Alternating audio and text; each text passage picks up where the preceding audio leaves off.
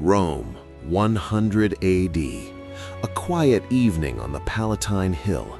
The senator's wife prepares for the night.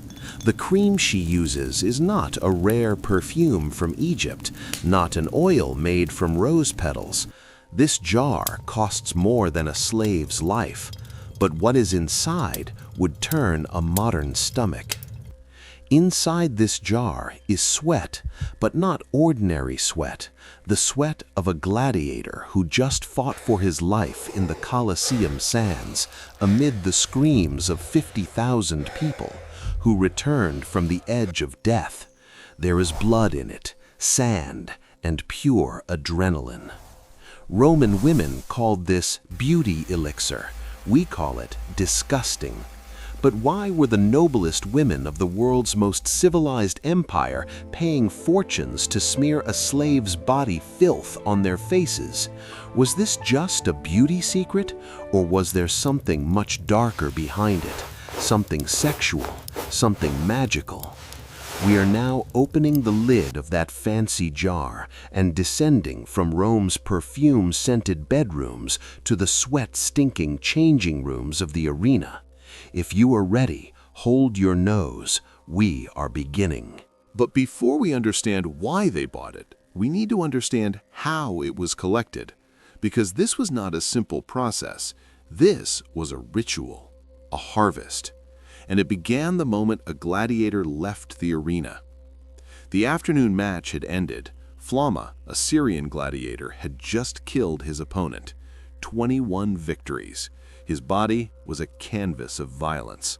Olive oil mixed with sand, blood his and his enemies, sweat pouring like rain, dust from the arena floor stuck to every inch of exposed skin. He walked through the gate of life, the underground corridor leading to the gladiator barracks. His muscles screamed, his lungs burned, but he was alive. And in Rome, being alive after an arena match made you valuable. Not just as a fighter, as a product. In the changing room, slaves waited, not to congratulate him, not to tend his wounds. They waited with tools, curved metal instruments called strigils. These were Roman bathing tools, used in every bathhouse across the empire, but here, in the gladiator quarters, they served a different purpose.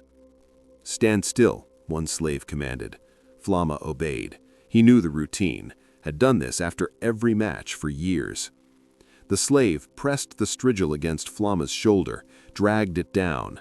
The curved edge scraped off the mixture coating his skin. Olive oil, sand, sweat, blood. It came off in thick brown clumps, fell into a bronze basin below. This mixture had a name, gloios, from the Greek word for sticky oil. But it was more than oil. It was everything the arena had put on that man's body, everything violence had created. The slave worked systematically, shoulders, arms, chest, back. Each stroke of the strigil collected more. The basin filled. What looked like mud was worth more than the slave doing the scraping. "Why do they want this?" a young slave asked, new to the job. The older slave smirked. "Rich women. They believe it makes them beautiful, keeps them young, gives them," he paused, lowered his voice, "his strength, his power." The young slave looked confused. Power from scraping skin? Not just skin, essence. That is what they believe. That everything he is, his courage, his violence, his masculinity, lives in this filth. And if they rub it on their bodies, it transfers. This was not metaphor. Romans genuinely believed this. They called it sympathetic magic, the idea that physical contact with something powerful could transfer that power. If you wore a lion's tooth, you gained the lion's courage. If you drank a warrior's blood, you gained his strength. And if you rubbed a gladiator's sweat into your skin, you gained his vitality, his sexual energy, his ability to defy death. But there was more to it than magic. There was psychology. Because these women were not buying sweat, they were buying proximity to danger, to violence, to forbidden masculinity. Roman society was heavily structured. Noble women lived in marble homes, attended poetry readings, discussed philosophy. Their husbands were senators, philosophers, merchants, civilized men, soft men, men who paid others to fight. But gladiators, they killed with their hands, bled in public, showed raw animal strength, and Roman society said these men were beneath notice, infames, legally degraded, social outcasts. Yet women desired them intensely. The very thing that made gladiators shameful made them irresistible, forbidden fruit, dangerous, thrilling. And since actually touching a gladiator would destroy a noble woman's reputation, they found another way. They bought pieces of him, his sweat, his essence, and convinced themselves it was for beauty. The scraping continued. Flama stood motionless. He had learned not to think about where this mixture went, what it was used for. It was easier to see himself as a fighter, not as this, a commodity, a product whose bodily fluids were bottled and sold. "How much does this sell for?" the young slave asked. "More than you will ever see. 1 jar, enough to buy 3 of us." The young slave's eyes widened. He looked at the basin, now half full of gloios. That disgusting mixture was worth more than human lives. "Who buys it?" "Perfume sellers, cosmetics merchants. They mix it with other things, flowers, honey, make it smell better, then sell it to rich women as exotic beauty cream. But everyone knows what it really is." This was the reality of gladiator fame. They were simultaneously worshipped and commodified, admired and exploited. Their bodies were not their own. Even their sweat belonged to someone else. The scraping finished. The basin was full, thick brown gloios. It smelled of salt, iron, and something else, something primal, the smell of a man who had just faced death and survived. A merchant entered, well-dressed, clean hands. He never fought, never bled, but he made a fortune from those who did. "Good yield today," he said, examining the basin. "Flama's gloios always sells well. The women ask for him by name." Flama said nothing, just wrapped a cloth around his waist and walked to his cell. Behind him, the merchant carefully poured the gloios into sealed jars. Each jar would be sold for 10 times what the gladiator earned for risking his life. But the merchant's work was not done, because gloios was just the beginning. The real money was in something else, something even more disturbing, something that required gladiators to not just fight, but to die. The arena floor was still warm, blood soaked into the sand. The afternoon's final match had ended badly. A young Thracian gladiator lay dead, sword through the chest. The crowd had demanded it, thumbs down, execute. His body remained where it fell, but not for long, because in Rome, even death was profitable. A different group approached, not slaves with strigils. These were civilians, merchants, desperate people. They carried cups, clay vessels, small bottles, and they moved quickly because what they wanted was time-sensitive, fresh blood. One man, thin and nervous, knelt beside the corpse. The gladiator's chest wound still leaked. He positioned his cup beneath it, let the blood drip, warm, still flowing. He collected maybe half a cup, then stood, backed away, let others approach. "Why are they doing this?" a foreign visitor asked his Roman host. "Medicine," the Roman replied casually, as if this were completely normal. "Gladiator blood cures epilepsy." The visitor looked horrified. "They drink it?" "Of course, fresh is best, still warm, contains the gladiator's life force, his strength. Epileptics believe if they drink it immediately after death, the warrior's vitality enters them, stops the seizures." This was not fringe belief. This was mainstream Roman medicine. Pliny the Elder, the famous naturalist, wrote about it, described epileptics drinking fresh gladiator blood. He thought it was barbaric, but he confirmed it happened regularly, openly. The logic was the same as the sweat trade, sympathetic magic. A gladiator possessed something epileptics lacked: physical control, perfect bodily discipline. So if you consumed his blood, literally took his life force into your body, you gained his control. The blood collectors worked efficiently. Within minutes, the corpse was drained. What they could not collect immediately, they scraped from the sand, mixed with wine to preserve it, sold later to those who could not afford fresh. "Does it work?" the visitor asked. The Roman shrugged. "People believe it works. That is enough. Belief itself has power." But blood was not the only post-mortem commodity, because Romans wasted nothing, absolutely nothing. Another group approached. These carried knives. They examined the corpse's liver. In Roman medicine, the liver was the seat of courage. Warriors had strong livers. Diseased people had weak ones. So consuming a gladiator's liver could cure weakness, or so they believed. They cut, extracted, wrapped it in cloth, carried it away. It would be dried, ground into powder, mixed with wine, sold as warrior's essence. Even the gladiator's bones were valuable. Ground into powder, they treated bone diseases. His hair could be woven into good luck charms. His teeth made amulets. The corpse was being systematically harvested, like a farm animal. No, worse, because farm animals died for food. This man died for entertainment, and now his body parts were being sold as magic medicine. "This is disgusting," the visitor muttered. "This is Rome," his host replied. "We waste nothing, especially not fame. That gladiator was nobody, a slave, a criminal, but for 20 minutes in the arena, he was immortal. People screamed his name, and now, even in death, he serves the empire. His blood heals, his organs strengthen, his very essence continues."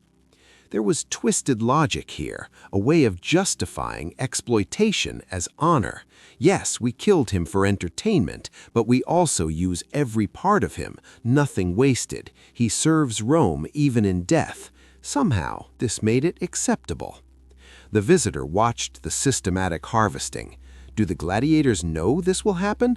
Of course, everyone knows. It is why some fight harder, why some refuse to surrender. Better to die with sword in hand than as this, medical supplies. The arena was emptying. The blood collectors had taken what they needed. The organ harvesters had finished. All that remained was a stripped corpse, no longer a man, just meat. Slaves would drag it away soon, throw it in a mass grave outside the city, unmarked, forgotten.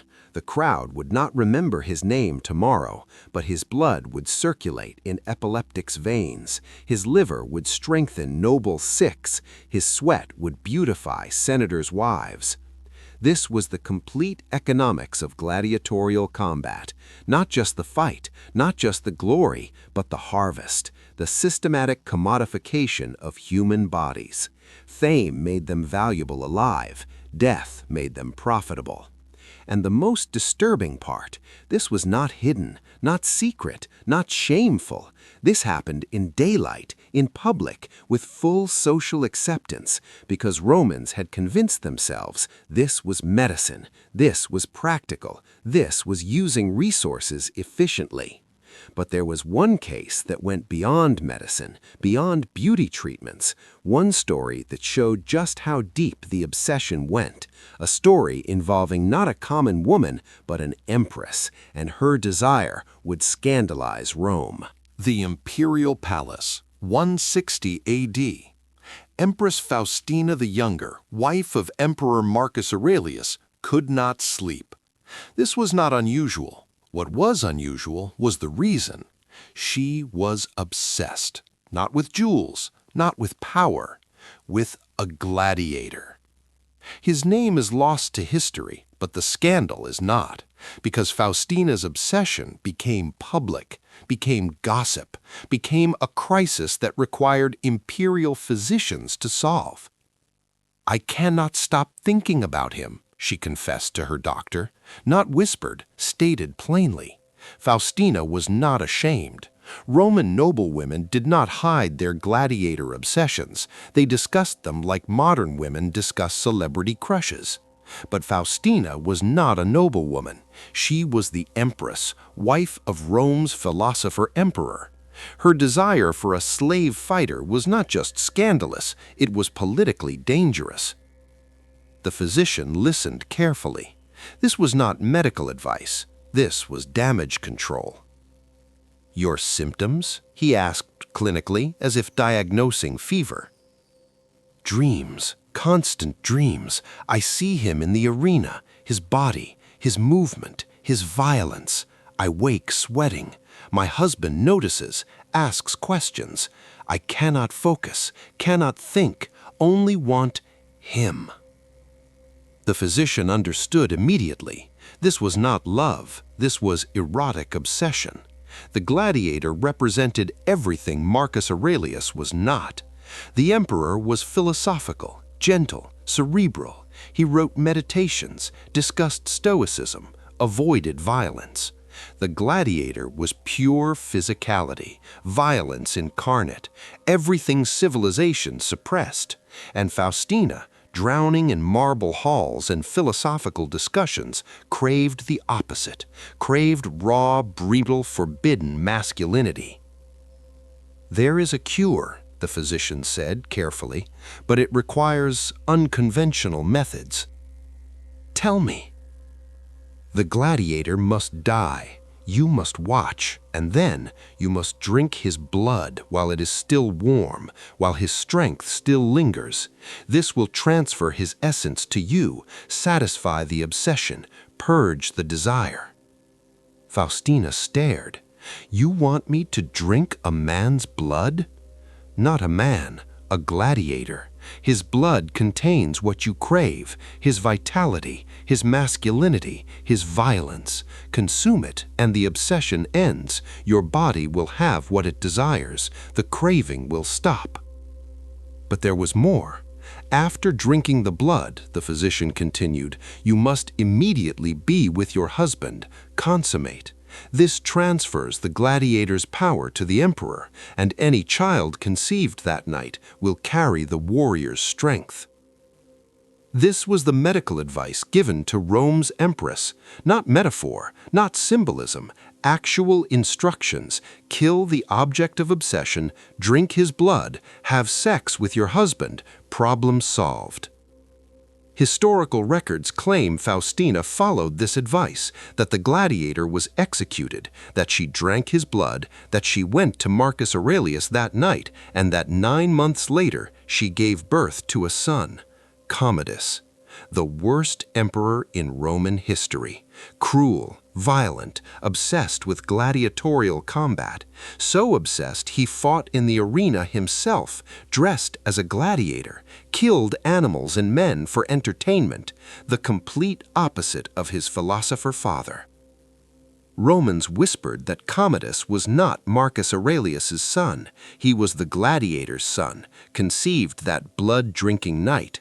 Proof that the magic worked, proof that drinking gladiator blood transferred warrior essence. We cannot know if this story is true. Ancient sources are unreliable, filled with propaganda.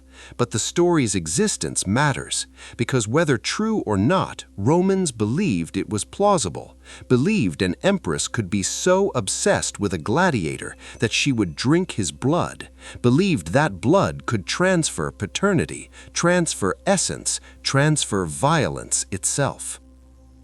This was not fringe belief. This was Roman medicine, Roman magic, Roman sexuality, all mixed together in one disturbing ritual. And Faustina was not alone. Other noble women had similar obsessions, similar cures. The gladiator sweat they bought was not just for beauty. It was a substitute, a way to touch the forbidden without fully crossing the line. But some women wanted more than sweat, more than blood. They wanted the source. And in Rome, where money bought everything, even that was possible. The workshop of Marcus Tullius, perfume merchant, sat near the Forum. Expensive location, wealthy clientele. Jars lined the shelves, oils, creams, powders. But one shelf, behind a curtain, contained the real profits: Gladiator products. A noblewoman entered, veil covering her face. She did not want to be recognized, but Marcus knew her. Senator's wife, regular customer. She came every month after the games. "The usual?" Marcus asked. "No," her voice was firm. "I want something stronger." Marcus raised an eyebrow. "Stronger than Gloios?" "Yes, I want Flammas." Flamma, the most famous gladiator in Rome, 21 victories. Every woman wanted his sweat. Demand exceeded supply. Prices were insane. "That is very expensive," Marcus warned. "I do not care. I want his, only his." This specificity was common. Women did not want just any gladiator sweat. They wanted famous ones, winners, champions, because they believed fame concentrated power. An unknown gladiator sweat was worth little, but a champion's, that was liquid gold. Marcus disappeared behind the curtain, returned with a small jar, gold-trimmed, sealed with wax. Collected yesterday, after his victory over the Gaul. The woman took it, held it like a sacred relic. "How do I know it is real? How do I know this is truly his?" "You think I would lie? My reputation depends on authenticity. This came directly from his body, scraped by slaves I personally supervise. I can even tell you what he ate before the fight. Barley porridge and beans. You will smell it when you open the jar." This was the bizarre reality of the trade. Merchants guaranteed authenticity, provided provenance, treated gladiator sweat like fine wine. Vintage mattered, fighter mattered.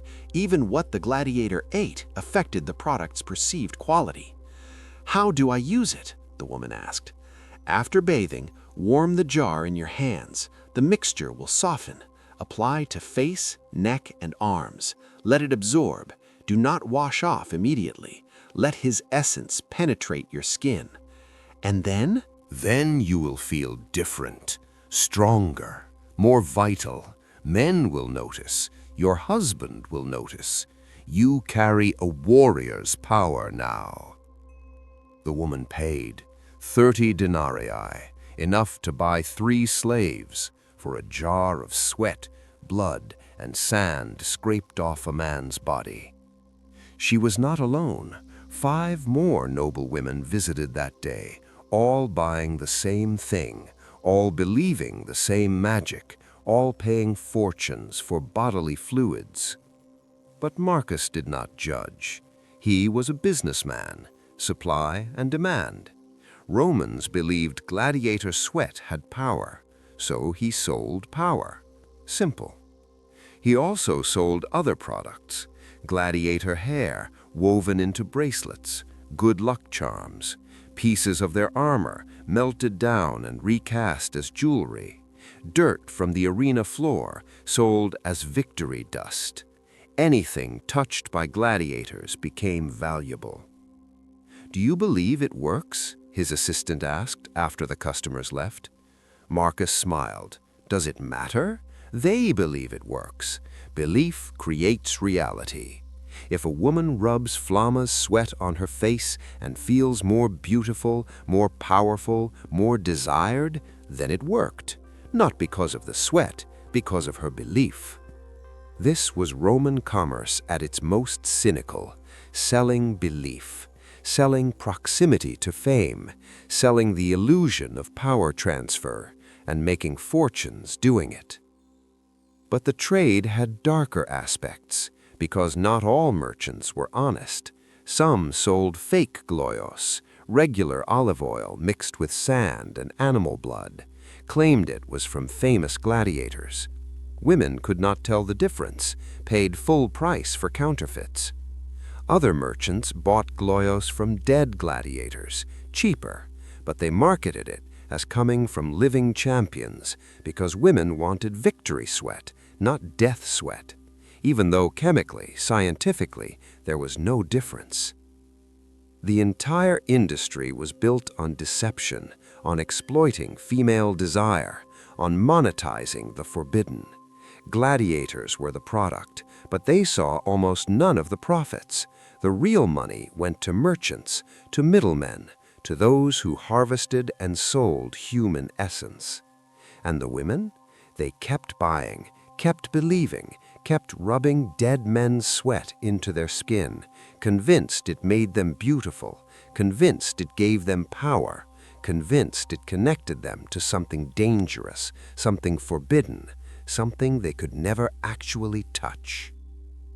But why? Why did rational, educated Roman women believe this?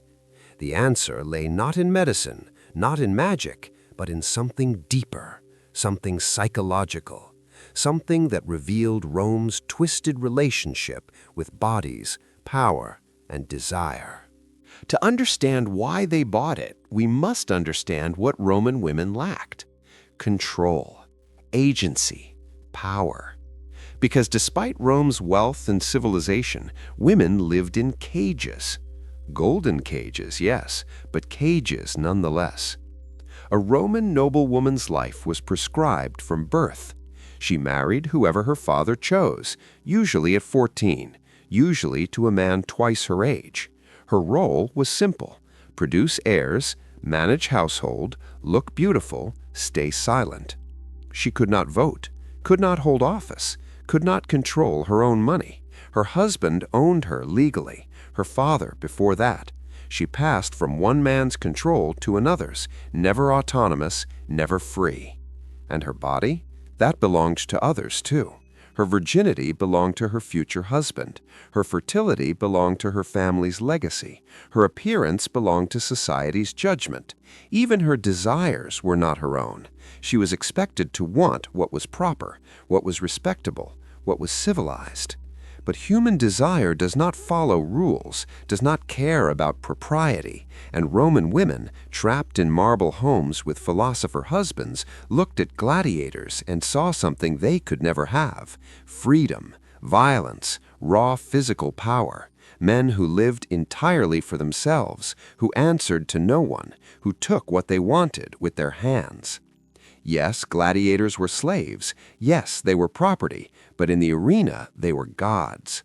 They decided life and death, held power absolutely, and women who had never held power in their lives craved proximity to it. But touching a gladiator was impossible: social suicide. A senator's wife caught with a gladiator would be divorced, disgraced, possibly executed. Roman law was clear: women must maintain sexual purity. Any deviation destroyed family honor. So they found substitutes, ways to touch without touching, to possess without possessing, and the sweat trade provided that: a legal, socially acceptable way to literally rub a gladiator's body on yours, to absorb his essence, to pretend just for a moment that you possessed him. The psychology was brilliant. The jar of gloios was not just cosmetic, it was permission. Permission to fantasize, to desire, to want something forbidden. Because it was medicinal, beauty treatment, not sexual, not shameful, perfectly acceptable. This was Roman society's genius. Create strict rules, then create loopholes. Women could not touch gladiators, but they could buy their sweat. Could not have affairs, but could fantasize while rubbing warrior essence on their skin. The system maintained control while providing release. And the belief in sympathetic magic made it even more powerful, because women did not just fantasize, they genuinely believed the sweat transferred power, that coating themselves in a warrior's bodily fluids made them stronger, bolder, more vital, more sexual. "I feel different when I use it," one woman told her friend. "More alive, more desired. My husband notices. He is more passionate." Was this real or placebo? Did gladiator sweat actually change anything? Or did believing it worked make women feel more confident, which made them more attractive, which made their husbands more interested? The answer is, it does not matter, because the effect was real regardless of cause. Women felt empowered, felt beautiful, felt connected to something dangerous, and that feeling was worth 30 denarii per jar. But there was another layer, darker, more disturbing, because this was not just about beauty or empowerment, this was about fetishizing violence, about being sexually aroused by brutality.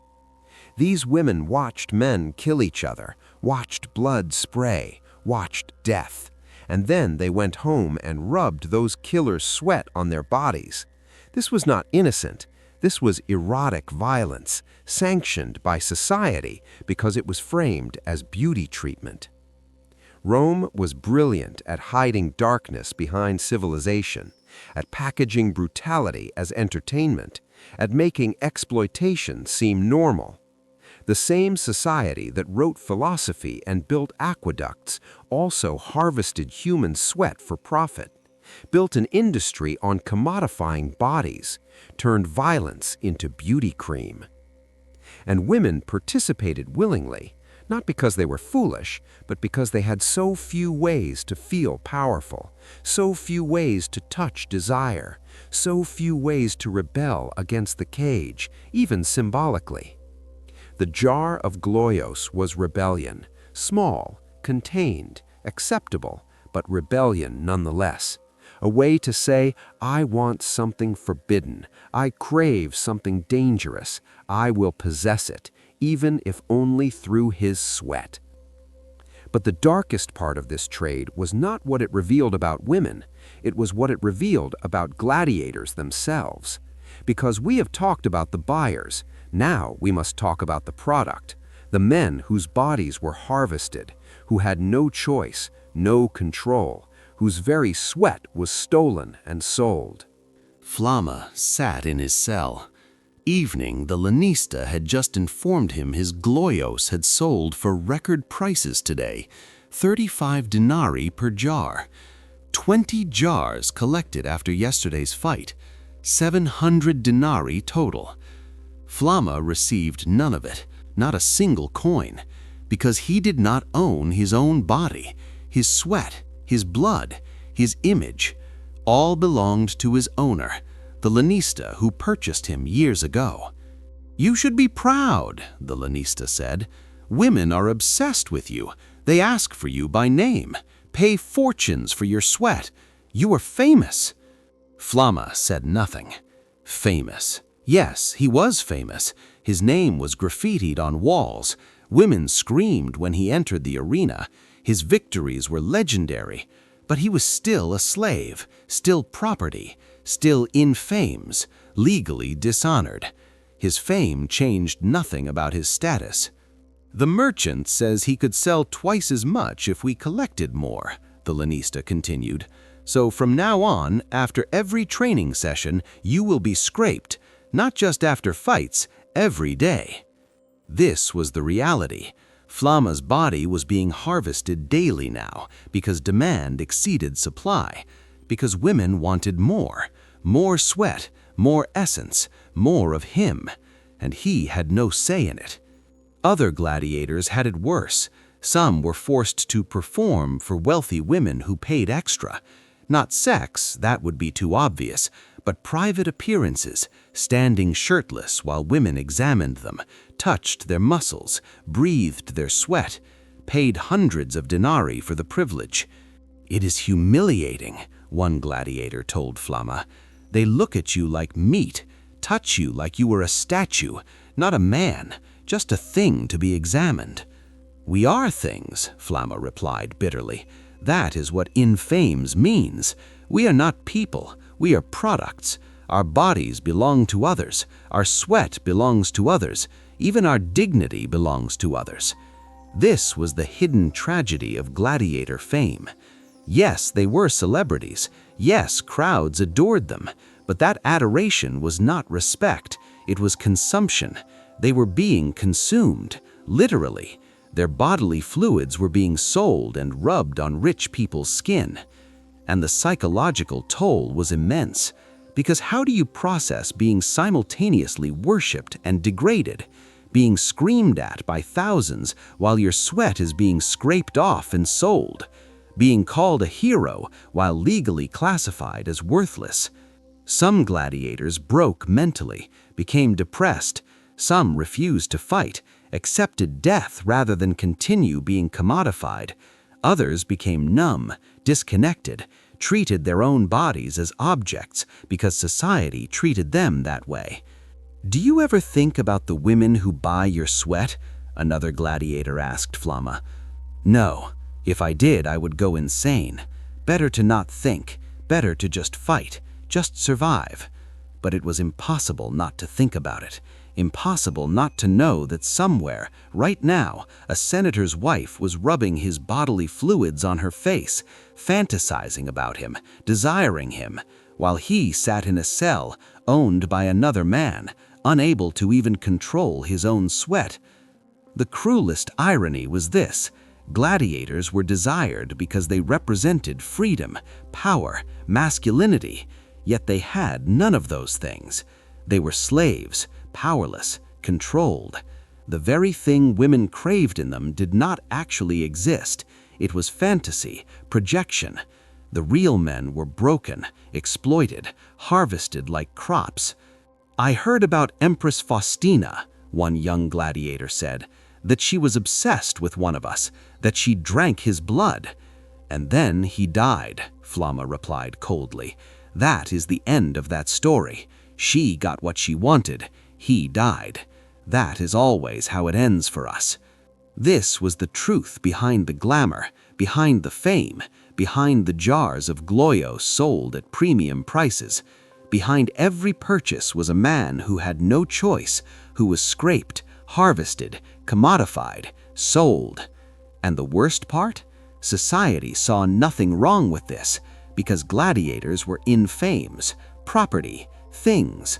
So harvesting their sweat was no different than harvesting olives. Both were just products. Both existed to serve Rome's elite. The lanista left. Flamma lay on his stone bed.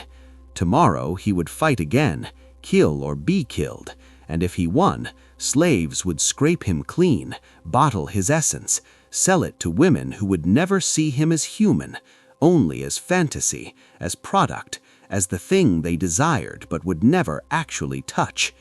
This was gladiator fame. This was the price of being Rome's superstar. Your body was not your own.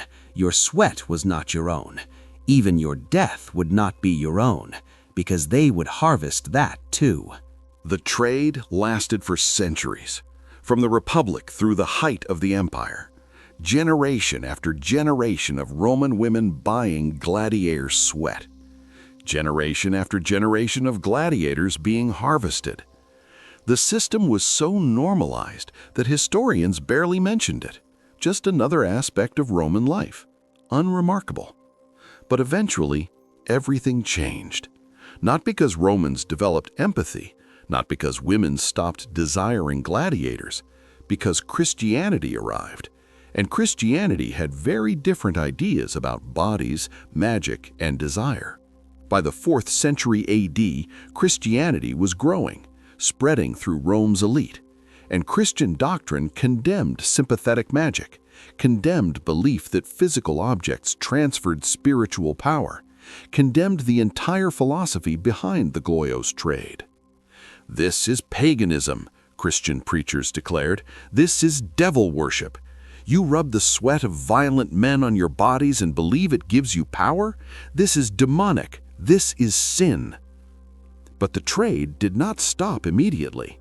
Too profitable, too ingrained. Women who had used gladiator products for decades did not abandon them overnight. They just did it more quietly, more secretly. The merchants rebranded. "This is not magic," they insisted. "This is medicine, natural medicine. The oils and salts from athletic men have health benefits. Nothing magical, nothing pagan, just science." This reframing bought them time, but not much, because as Christianity strengthened, the entire gladiatorial system began to collapse. Emperors banned certain types of combat, reduced games. Eventually, by 435 AD, gladiatorial contests ended completely. No more gladiators meant no more gladiator products. The Gladiators trade died not because people stopped believing in it, but because the source disappeared. The last generation of gladiators died or were freed. The strigils were put away, the collection basins emptied. The merchants moved to other products. But the belief did not die, could not die, because it wasn't really about sweat, it was about desire, about wanting to touch the forbidden, about craving power you do not have. And those desires are eternal. Medieval Europeans developed their own versions. Hangman's rope was believed to have power. Executed criminals' body parts became charms. The same logic, the same sympathetic magic, just different sources. Even today we see echoes. Celebrity hair sells at auction. Athletes' worn jerseys command premium prices. People pay fortunes for objects touched by famous people. The desire to possess proximity to fame, to power, to forbidden desire, this never changed. Only the packaging did. Modern cosmetics marketing still uses gladiator psychology. Harness your inner warrior, channel your power, transform yourself. The same promises, the same fantasy, just without the literal body fluids. Although some modern exotic beauty treatments come disturbingly close. Placenta creams, snail mucus facials, bee venom masks. The desire to rub strange substances on our skin, hoping for transformation, remains. So what did the Gladiators trade reveal about Rome? Everything and nothing. It showed Rome's genius for commodifying anything, its ability to create markets from human desire, its skill at packaging exploitation as luxury. But it also showed something universal, showed that humans, regardless of era, crave what they cannot have, create elaborate justifications for their desires, build entire industries around forbidden fantasies, and convince themselves that rubbing magic cream on their skin will somehow give them what they lack. The senator's wife from our opening, she continued using her gladiator sweat cream for years, until she was old, until the supply dried up, until Christianity made it shameful. Did it make her more beautiful, more powerful, more desired? She believed it did, and perhaps that belief was enough. Perhaps feeling powerful made her act more powerfully. Perhaps confidence derived from magic cream was still confidence. Perhaps the placebo effect was the real effect all along. Or perhaps she just liked the transgression, liked knowing that every time she rubbed that cream on her skin, she was touching something forbidden, something dangerous, something that made her, for just a moment, feel like she had power in a world that gave her none. The jar eventually emptied. She tried to buy more, but the merchant had none. The gladiators were gone. The games had ended. That connection to violence, to power, to forbidden masculinity, severed. She had to find her beauty and power elsewhere, had to face her reflection without magic, had to be enough by herself without stolen sweat. But she never forgot the jar, never forgot what it represented, never stopped wondering if it really worked, or if she just wanted to believe it did. We return to where we began, the jar. Gold-trimmed, expensive, sitting on a table in a Palatine Hill bedroom. But now we understand what it represents. Not just vanity, not just superstition, something deeper, darker, more human. This jar contains exploitation, the bodily fluids of a man who had no choice, who was owned, whose sweat was scraped off and sold without his consent or compensation. Every drop in that jar represents slavery, commodification, the reduction of human beings to harvestable products. But it also contains desire, The desperate hunger of women trapped in golden cages who had no power, no control, no outlet for the parts of themselves society deemed unacceptable, who looked at violent men and saw freedom they could never have, and found this small, pathetic, degrading way to touch it. Both truths exist simultaneously. The gladiator was exploited, the woman was repressed. The merchant profited from both, and Roman society nodded approvingly because everyone got what they wanted. Women got their fantasy, gladiators got fame, merchants got rich. The system worked. For everyone except those being harvested and those doing the desiring. Both trapped, both exploited, both convinced this was normal. This is what makes the Gladiators trade so disturbing.